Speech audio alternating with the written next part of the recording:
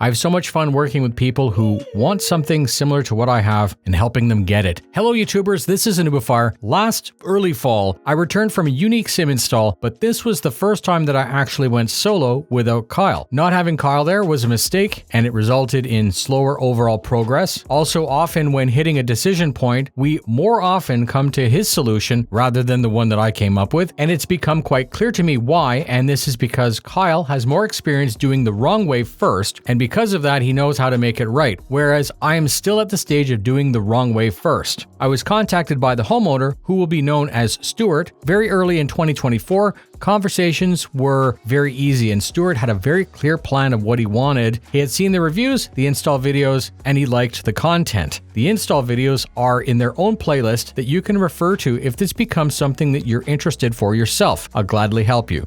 I'll start out with a basic overview. At the core, Stuart wanted a Qubic S25, and he mainly wanted that for driving. He wanted a set of floor-mounted triple 55-inch screens like what I have, plus an extra top-mounted screen. Stuart had done all of his own research about the driving gear, which ended up being SimCube, GSI, Husqvarna, a BHD shifter, a SimMagic handbrake, and some other goodies. The PC was built in advance with a 7900 XTX, a 7950 X3D, lots of memory, lots of storage. And I'm pretty sure that he later upgraded the graphics card to a 4090 after I had left. The motion system was ordered first because there would be a 2 or 3 month production time for him, but this varies based on how swamped Qubic production is. I designed and retooled a Monster Tech TV stand for this purpose, which was ordered and shipped.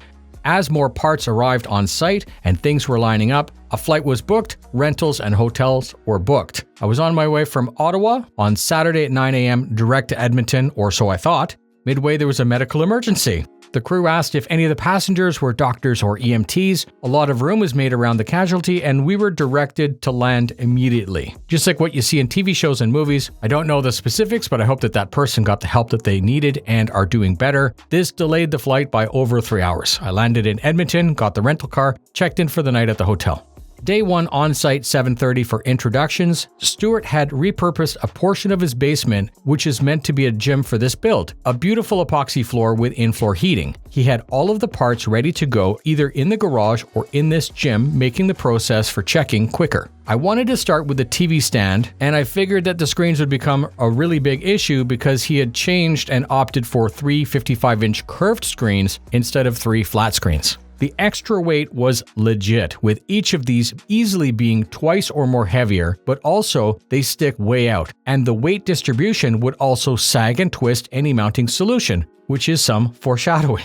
I had some real reservations about this idea simply because I'd never worked with these screens before, and I was sure that this would chew up a bunch of time. I will answer your current question right now, which is, after using both, which do I think is better? Curved is cool for sure, with a very unique look. It's quite a flex when you see it in person, and I got about 2 or 3 hours in total of testing the completed system. It does completely envelop the occupant much better than my 55-inch flats. The screens, as I said, do complicate things a little bit more. There's so much more screen, and it's now even closer to you. There's a real full 180-degree coverage, and I found at any time I could actually only see about 120 or 135 degrees. In practical terms, this worked out to be about the same as triple flat panels, and then you can also add a Tobii tracker if you needed to. If you're on a budget, this might be some food for thought, an option to consider, and I actually really enjoyed using both. They definitely both have merit.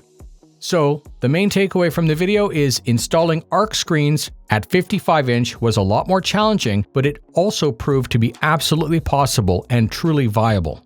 Moving on, I began to work with the stand, and once it was built, we were able to move it around in the room. This changed the final position, and we ended up mounting it centered within the room, which is not what we had discussed prior to arrival. When entering the room, you would see the completed system from the rear in all of its spectacle. And Stuart had designed the front of the room with windows on each side of double doors, making it a really nice place for this system. I set a base height taking into account Stuart's height and my past experiences. With the stud finder and a laser level, I fabricated a wall bracing to incorporate a small shelf for the PC. We originally tested positioning one ARC screen in the middle spot. These 3 screens, as I said earlier, are immensely more massive than flat screens. The droop was real.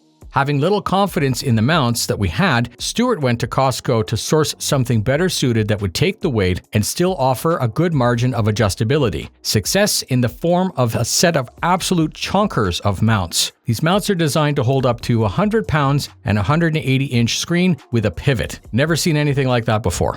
As the day progressed into the evening, I took the opportunity to move all of the 6 parts that make up the base plate into the basement. Using the boards from the shipping crate as protection, I was able to bolt, torque, and flip the base. To get the plate level, this needs to be flipped flat, and because some of the bolts are inaccessible, it has to be flipped again a couple times. Solo, this entire process took me about 3 hours, and that was 9 p.m. on day 1 with lots of progress.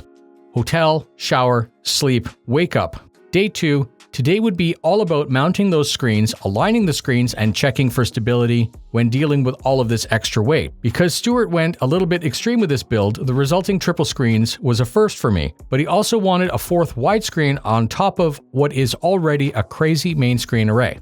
The Monster Tech top screen mount was up to the task of holding a single heavy screen like this, but that was providing it was mounted vertically. To see this screen from the chair, it would require this to be angled over 45 degrees over the occupant. A little bit sketchy. There was no way to make this safe, so with a laser level and a stud finder in hand, a second wall anchor was attached, and with a pair of hinges, a solid bar was added to take all of the weight, improving stability. The resulting total stand at this point is connected to studs in 2 different places, and this was the strongest screen install to date, and it's become the new default for all future installs. We will always attach this to a wall unless the customer specifically says it's not an option. So along with stability, bolting it also eliminates most of the weight droop, making it much easier to get a perfect screen alignment more quickly. Like some other installs, we added hue lights and the power bars, and at this point, the stand was considered to be done. The base height was rechecked with a laser, and then all 3 screens were positioned and aligned, and then joined with secret monitor tape, and this seals the bezels from light bleed from the back and keeps everything in place. 3 sets of actuators were unpacked and transported from the garage, and then we began installing them in order. The process takes 2 people the better part of 4 hours, but it was 9 p.m., so work stopped after 1 set. There's no point in risking an error due to fatigue or inattention. Hotel shower up for breakfast on site at 7. This is day 3. The rest of the actuators were installed. The PC was lifted into position onto its custom shelf. Some of the wiring for video was positioned with basic cable management. Each of these screens have a shoebox-sized controller with a single wire to the screen. It is a cute idea if you have this screen sitting on a table, but that presents its own set of challenges because there are 3 big boxes for no good reason. Luckily, the wire is very long and the boxes fit nicely on the PC shelf that was made the day before. A lot of time was invested within the garage upstairs to prepare the top deck to be moved into the basement. Where possible, this was stripped down of any heavy or bulky components. The wheel support, the seat sliders, and other brackets made it easier to navigate down the twisting staircase. And this is now the 3rd system that we've installed where the red bars were removed and then left off at the customer's request. Most agree, based on where they are attached to the frame, that they're more for looks than actual structure, which I found interesting. And I've done that to mine too. At 9 p.m. again, so now we have hotel shower bed up early and arrive for 7 a.m. Day 4, with the help of 2 friends, we made very short work of moving the top deck into the basement. Stuart and I then spent the next 2+ hours attaching the 6 actuators to the top deck. Torques were checked, and it was at this point where we did take a look at his Recaro chair. This is the one that's an OEM from an M car. It's wider than a standard seat, and to mount it would need some kind of custom brackets fabricated. To prevent work stoppage, Stuart was off to rip out a classic red Sparco seat from his near-mint MR2. This is the car that he's had since he was 14, and as a note, newer Sparco quality seems to have fallen off over the last couple years. My newest R100, which is normally a go-to for chairs, is not built the same as my slightly older ones. The foam is junk and stiff, and they kept it at the same price point. So I'm very hesitant to recommend Sparco R100 now to any of my customers unless they're looking at perhaps a Sparco or a Recaro more in the $2,000 or $3,000 range. Comment in the comments which seat you have and if it makes you happy or not.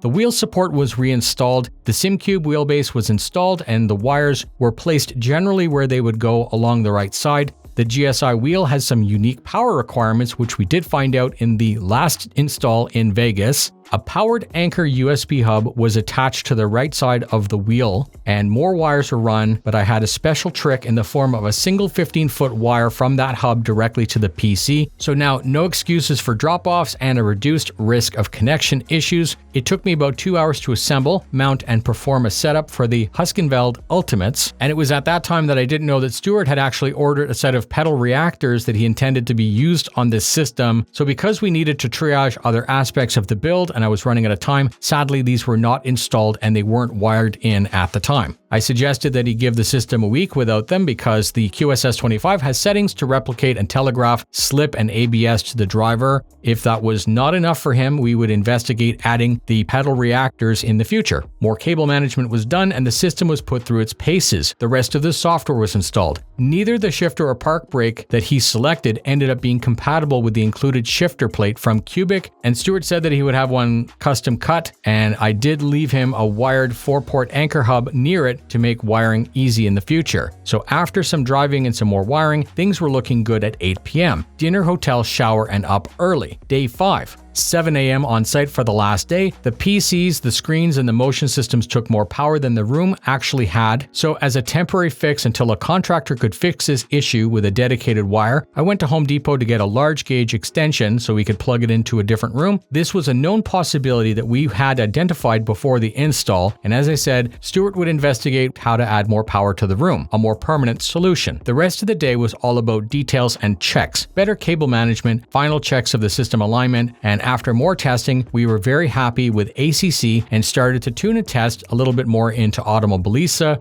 cleanup of the garage, consolidation of the tool bags, and then a final wipe down of everything, including the room. We said goodbye later in the evening with a promise to keep in touch to address questions as they arose. Hotel up at 8 for breakfast, a short drive to the airport to drop off the rental through security. The flight was delayed by rain again, but I did make it home safe. And that's it, an epic build done, putting closure on a plan that began so many months ago. If you made it to the end, thank you very much for your support. If you're interested in something like this, please reach out directly to me so we can help. Remember to stay safe, and I'll see you in the next video.